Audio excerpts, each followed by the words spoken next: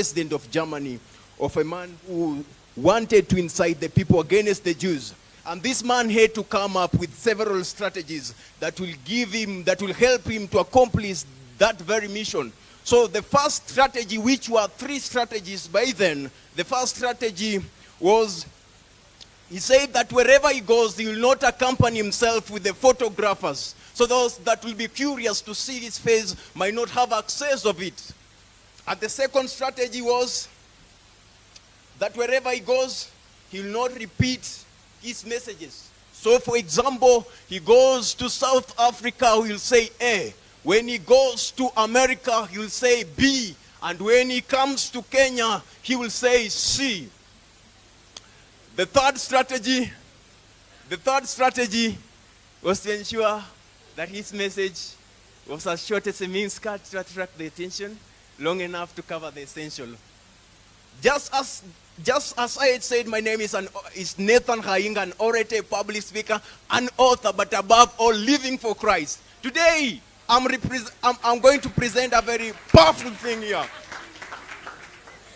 Today I'm going to present a very powerful thing that Sophia has just told us about religion and philosophy. What do you understand when you hear the word religion?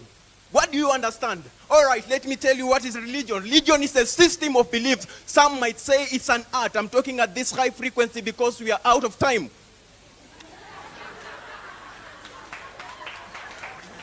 Praise God.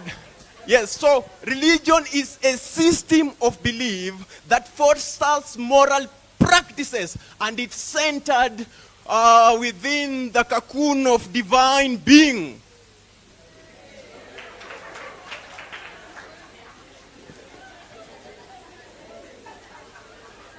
Philosophy, when we define it in a nutshell, there are more of arguments.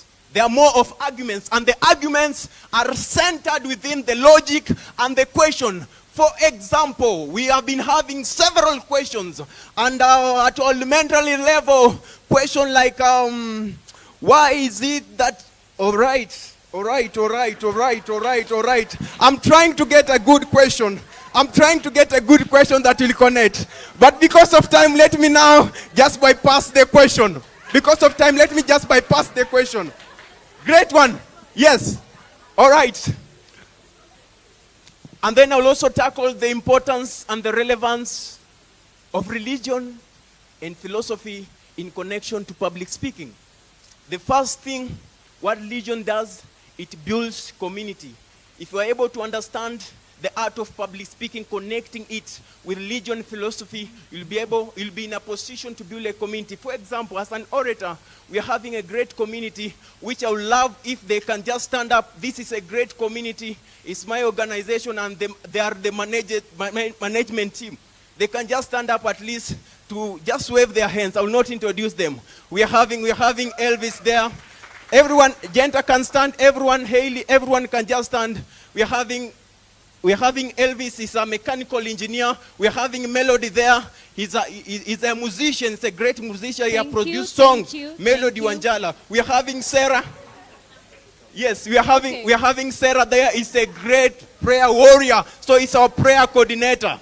Yes, we are having Genta there. He's helping us in the media team. We're also having Emilio there. He's a great man who is dispensing knowledge unto us. And you're also having several of the people who have not stood, which are the members. Thank you, Nathan. Okay, thank you so much. My name is Nathan. Presentation. We'd like to proceed to the next person. Thank you so much. Let's appreciate him. Clap for him. Thank you.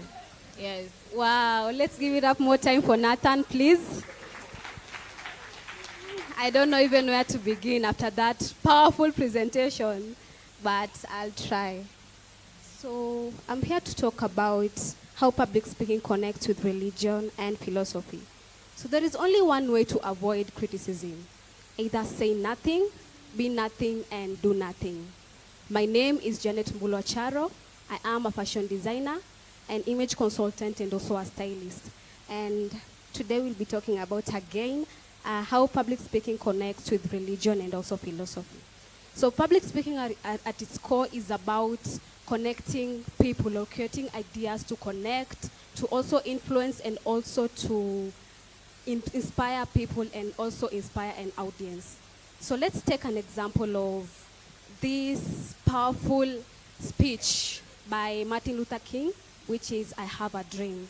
So as a religious leader and also a philosopher, Martin Luther King used his Christian beliefs and also he used his philosophies to bring about and talk about human dignity, to talk about creativity, and also to talk about how people should stop racism and also prevent.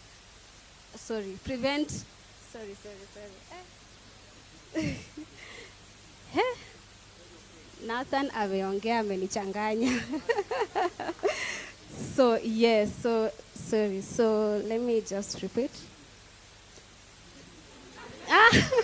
Unaona sasa umekuja buka nini? Okay, thank you, So, Janet. okay, so through his eloquent public speaking skills, Martin Luther King was able to rally millions and also encourage people to. Sorry. Sawa. Next. Okay, with the fast growing technology, it will be so prudent for religious leaders and philosophers to embrace technology. My name is Rose Kalunde, and I'm going to talk about the future.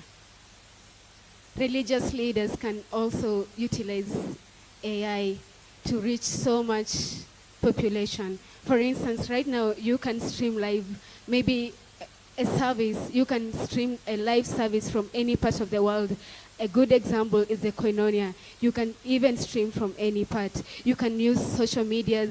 Religious leaders can use social media to reach so much people. For instance, take TikTok, they can use X, they can use Facebook, and also any other platform. Thank you.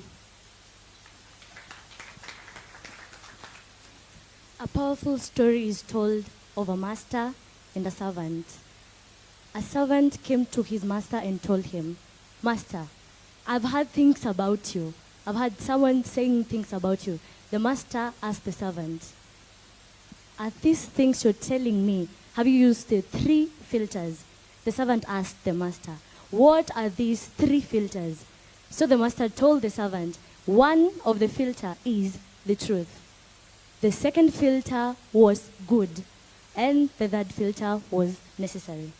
As a public speaker, we are told, we are encouraged to 1, speak the truth, 2, speak what's true, and 3, speak what's necessary. And I will be speaking about the challenges. As a religious leader, one of the challenges that you face is actually, one of the challenges is sensitivity of diverse beliefs. Because I believe all of you who are seated here, you have different beliefs, right? And as a public speaker coming here talking about religion, it's so sensitive that I made... All right, thank you, Cinta. We go to the next person. All right. Thank you for trying. Hello, everyone. You know, they say that when you interact with greatness, you also become great. And I'm so glad because I'm interacting with great people here. So you guys are all great. So just turn to the person seated next to you and tell them that you are great. But I am greater. But I am greater. Thank you. Thank you so much. Thank you so much. My name is Patricia. I am a student of medicine and surgery, currently in my 6th year. I am a speaker and I'm a co-founder of an organization that is named Lumiere Nebo Dunia. So I'm going to conclude what my great members have said, and I will start with a quote from Abraham Joshua. He said that speech carries power. Words do not fade, and what starts as a sound ends in a deed. So far, I've heard about how public speaking has since time immemorial been used to spread religious and philosophical ideas.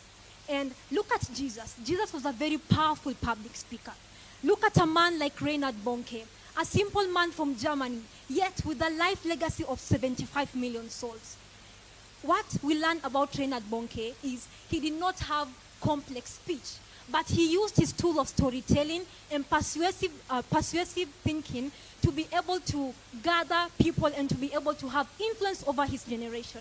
Actually, it is recorded that one of the greatest audiences that Reinhard Bonnke has ever gathered is 3 million people in Nigeria. And from one sermon, just one sermon, 1 million people get born again. Look at a man like Billy Graham, a man who was known for his massive influence on people.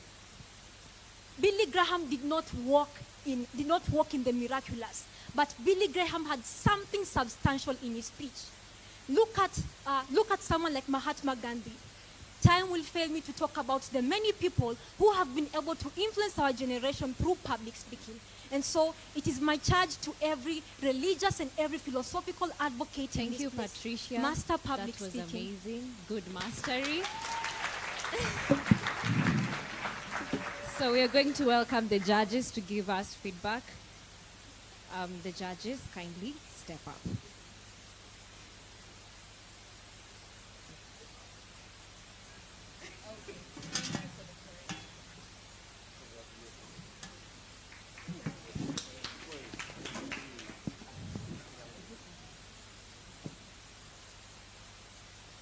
Thank you so much to Group 5. And I think I will start with the most recent speaker, that is Dr. Patricia. One thing I like about Dr. Patricia is that she refers to herself as doctor to the nations. And I think you can tell. She has that aura, that demeanor. As you are speaking, we can feel your conviction that you know the people you're talking about, you know what they have done, you know their impact. I think we didn't get to see the slides, but on my send because of a small technical difficulty, I can tell you for a fact that they put effort in their slides. But you could not tell that they didn't have slides, could you? They just continued and the group flowed. I think for Nathan, charismatic would not be a well-describing word for your presentation. Thank you so much for your energy. For Priska, I think one small thing is that you should not pocket before your audience as you're speaking. You should make them feel accommodated and that they need to be able to listen to you. So pocketing can give a bit of an off vibe. And I think for Janet, one correction would be to work on your composure, even when you forget something. I think something Benny Hinn told me is that I am the only one who knows what I was supposed to say. So the audience should not know you've forgotten something. Just pick up something else. And now that calls for mastery and innovation. Thank you. Thank you so much. Let's appreciate this group. I love listening to charismatic speakers, people who can persuade you beyond their presentation. And for Nathan, personality kicked in. This is a case study. The truth is that Nathan, in terms of content, he did not have it as such from a public speaking angle. But personality, he has it. And so, this is why I say the currencies of a speaker. That as a speaker, you know that you might forget everything, but you ride on your personality. And he used it. He spoke for 5 minutes, and no one could tell him to stop, including the ones who were checking time. And you can see when your presentation is too powerful and you bring in personality, to some degree, people don't even care about the time you take. Like right now, I'm just coming from an event in Bristol that given me 10 minutes to speak. I spoke for 25 minutes, and no one could tell me to stop. I had to stop myself. So it's something to learn from him, that he has, even when he forgot the question. And then this guy took advantage, went overboard, even to introduce his team. Now that's where I'll correct him. So when you've been given a chance to speak, it's wrong. There is something called, as a speaker, now I'm about to say something that's, all of, even for those who are outside, just listen. One day, Pastor T called me somewhere to speak. And I spoke and I noticed people are so excited to listen to me. When the audience is so excited, you discipline yourself as a speaker. You hold back. Pastor Tia told me to say hi and my name. And I noticed people want me to continue speaking. And Pastor Tia had 1 hour to preach. So I had to discipline myself and tell myself, yes, people are excited, but there's a discipline as a speaker. So while you're excited to clap for you, now for me as a trainer, I would like to give you this as feedback. When you go in a place and you've been given 3 minutes, no matter how much people are excited, you discipline yourself. That's where now we call it self-control. Self-control is not just food, even controlling yourself as a speaker. That you've been given 10 minutes, and you know that you're the most interesting person in the group. So what does it do? Number one, to the people who have invited you, it shows your discipline. Then to your team, because now to us we clapped, but your team was intimidated. So by the time your team was coming in next, they were disoriented. So don't, when you are a team, in terms of leadership and public speaking dynamics, don't overshine. Because when you overshine, you kill the whole team. So like all these people don't remember the rest. They only remember Nathan. So that's risky. So when you know you are too strong, what do? It's called distributed energies. When you notice sasa nimeanza kushine vividly, you don't get excited with that. You balance up, return the glory to the team sort of. Sijui kama ina make sense. Because now, let's say if your team is envious, that's how dance groups normally break. Mmoja amekama akashine, watu wakisema tunataka huyo, or even worship. Kuna mmoja akona sauti deadly kuliko wengine, na nyinyi wote mnajua huyu ndiye akona sauti deadly. So when you know you are too gifted, it's called the curse of the gifted. What do? You learn to retreat. When you notice now people have been so excited, you retreat a little bit. Then you give the glory to the other person. Like when I go to places with Betty, sometimes I know people want to listen to me, but they have invited her, let's say. So what do? I introduce myself and I pull back quickly. Because those people are saying, muongee tu wote, hata unaweza pea Benihim, but I have invited her. It's not my space. So if you can discipline yourself on that, it will help you even in the future. Because you are a charismatic speaker. But do you know that your strength can be your weakness? So if you can work on that, it will sharpen you. Because now introducing your team was ethically wrong in public speaking. Because it was not your stage, it was a hired stage. You get it? If it was your event, you can introduce them. But here you've been given 3 minutes. So you noticed excitement, you took advantage, you introduced all of them. So in public speaking, that was wrong. Thank you. And it's not just for him. We are helping each other, right? See, this is a space for public speaking. So let's appreciate him for that. Then number 2, Priska, you sounded like Wattpad. You see, like, who has read Wattpad here? You see, like those teenage books where a teenager was just walking in the forest with chocolates. So like it came out as Wattpad because of how like you're dressed and all that. I love the storytelling. You open the stage powerfully, and I feel like you'll do well on podcast. Easy podcast, not like at a podcast. Use a leadership, religion, culture. Topic hata iko yako. Ungepiga beauty and modesty. Ingekuwa yako. But I love the fact that you're so relaxed to some degree, but also if you can be able to just polish a bit, also in terms of introduce yourself as a business enthusiast. Well, and you did not give us the results. You introduce yourself as an enthusiast on the matter that you have results about. For example, I can't say I'm a climate change advocate because I don't have results in that area, right? The other one is Janet. You crossed your legs, so you came as a model, not as a speaker. So you don't cross your legs on stage. It seemed like, guys, I'm a flower. So if you could have come out, like in terms of standing boldly, it could be good. I love the analogy. There's something she said about if you say nothing. Yes? What did you say again?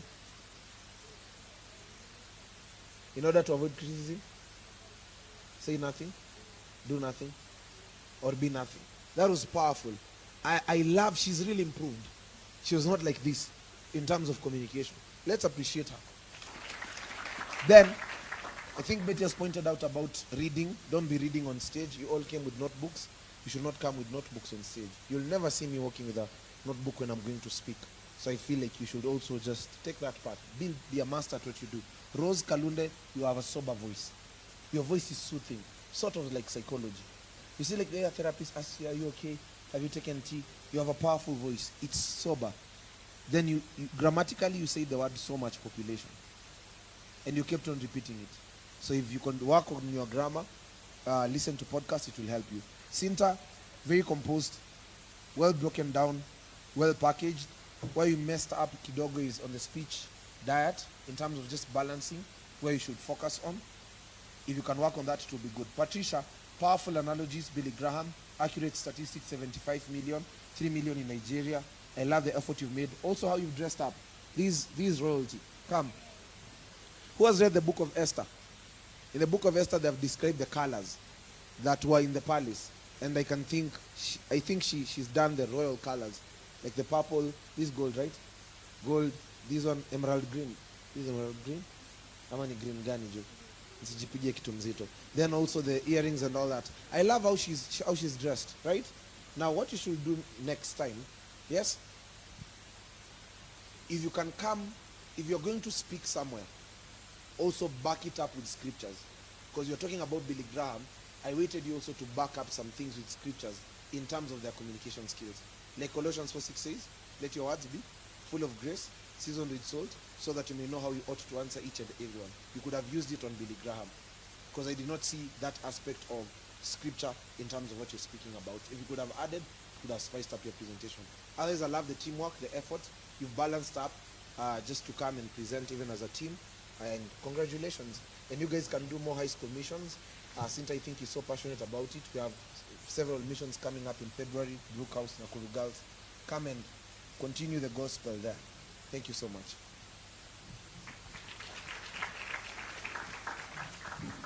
All right, I think as a group I would have given you a 6.5 or 7 as a team. What do you think, guys? Yes, because number one, the first speaker, you started with a story, which is good. You mentioned about the hand in the pocket. We should not do that, which is clear. There is a pastor from the US. What's his name?